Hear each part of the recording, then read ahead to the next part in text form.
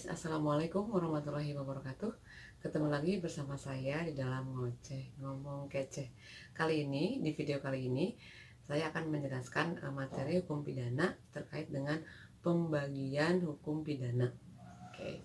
Nah, pembagian hukum pidana itu ada beberapa yang membagi hukum pidana menjadi A versus B misalnya gitu. Contohnya adalah hukum pidana objektif dan hukum pidana subjektif gitu. Nah, hukum pidana objektif atau ius punale adalah seluruh peraturan yang memuat larangan-larangan atau keharusan-keharusan di mana terhadap pelanggar peraturan tersebut diancam dengan pidana. Jadi dia terkait dengan objek dari hukum pidana itu sendiri, peraturan-peraturan gitu. Nah, ketika ada orang yang melakukan pelanggaran terhadap peraturan tadi, maka diancam pidana. Kemudian hukum pidana subjektif atau ius puniendi. Nah, adalah seluruh peraturan yang memuat hak negara untuk mempidana seseorang yang melakukan tindak pidana. Nah, kalau yang objektif, hukum pidana objektif itu memuat peraturan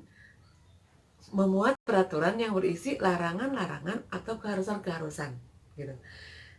Kalau subjektif, peraturan yang memuat hak negara untuk mempidana seseorang yang melakukan tindak pidana atau yang melanggar hukum pidana objektif.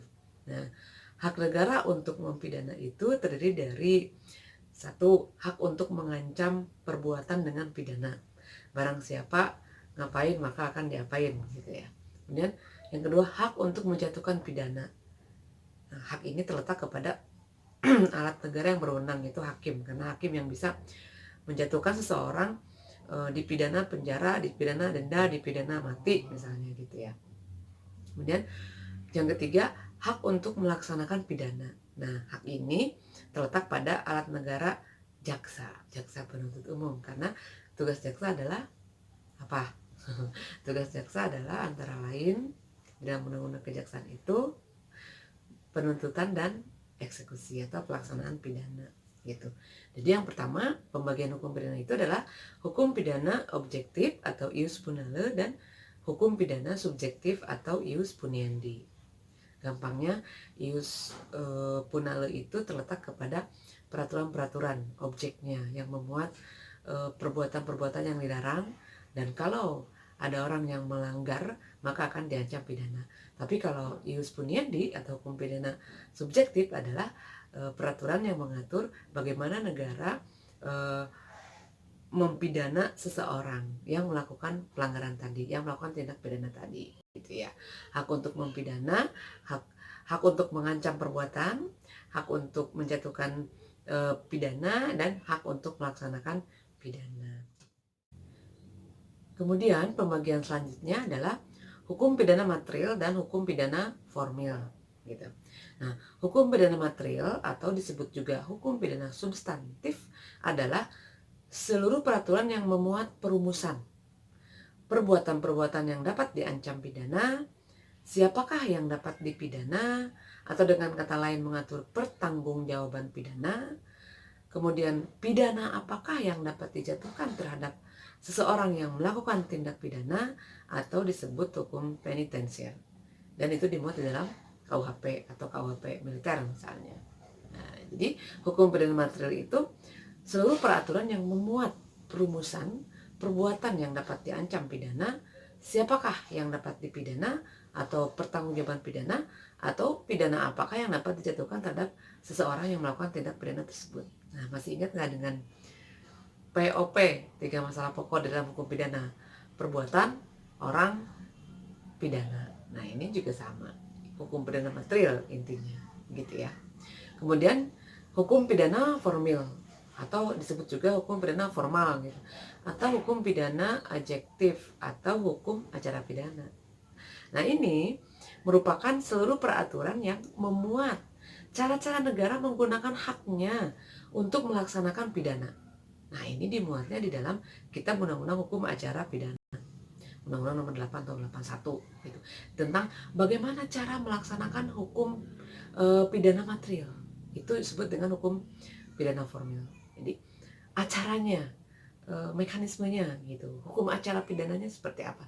Jadi kalau hukum pidana material itu di dalam KUHP, Kitab Undang-Undang Hukum Pidana, kalau hukum pidana formil terdapat di dalam KUHAP, Kitab Undang-Undang Hukum Acara Pidana.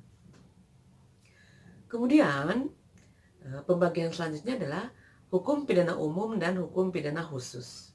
Nah, hukum pidana umum adalah hukum pidana yang berlaku umum atau yang berlaku bagi semua orang.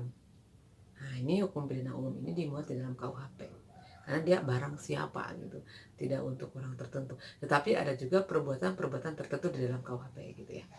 Kemudian hukum pidana khusus. Nah, hukum pidana khusus adalah hukum pidana yang berlaku khusus bagi golongan orang-orang tertentu atau yang memuat perkara-perkara pidana tertentu seperti tindak pidana ekonomi gitu, tindak pidana subversi, tindak pidana korupsi, tindak pidana narkotika, KDRT gitu ya, terorisme gitu ya. Jadi dia hukum pidana khusus gitu. Jadi kalau hukum pidana umum itu berlaku umum atau yang berlaku bagi semua orang, siapapun bisa melakukan tindak pidana itu gitu. Pembunuhan, siapapun bisa melakukan pembunuhan, mau Pak RT, Pak RW, presiden, gelandangan, siapapun bisa melakukan pembunuhan. Tetapi kalau hukum pidana khusus berlaku khusus, pelakunya khusus, perbuatannya juga khusus, bahkan hukum acaranya juga khusus gitu. Kemudian hukum pidana nasional dan hukum pidana lokal. Nah, hukum pidana nasional adalah hukum pidana yang dibuat oleh pemerintah pusat dan berlaku pada seluruh wilayah negara. Nah, KUHP berlaku untuk seluruh wilayah negara gitu. Mau di Banten, mau di Jakarta, mau di Papua, ya KUHP-nya itu gitu. Nah, berbeda dengan hukum pidana lokal.